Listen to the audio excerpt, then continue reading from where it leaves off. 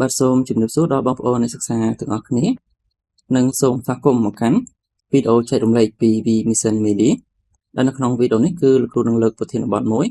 ទៅលើការ reset workspace នៅក្នុងកម្មវិធី Cartoon Animator File អញ្ចឹងក្នុងករណីខ្លះយើងធ្វើទៅគឺយើងបាត់ទៅលើផ្ទាំងណាមួយ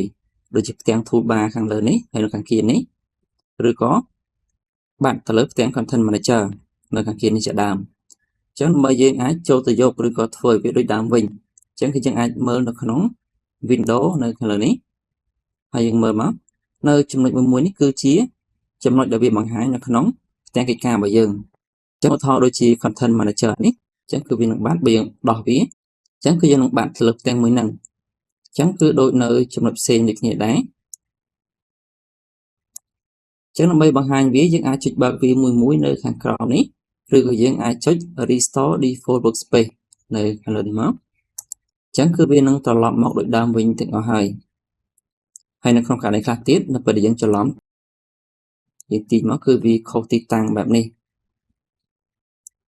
អញ្ចឹងគឺដូចគ្នាគឺយើងត្រូវ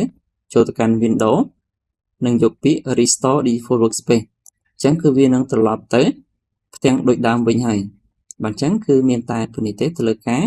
reset workspace របស់យើងទៅទម្រង់ដូចដើមវិញបាទសូមអរគុណអញ្ចឹងយើងជួបគ្នាជាបន្តនៅវីដេអូទៅលើប្រធានបទផ្សេងៗទៀតនៅក្នុងវីដេអូក្រោយបាទសូមអរគុណ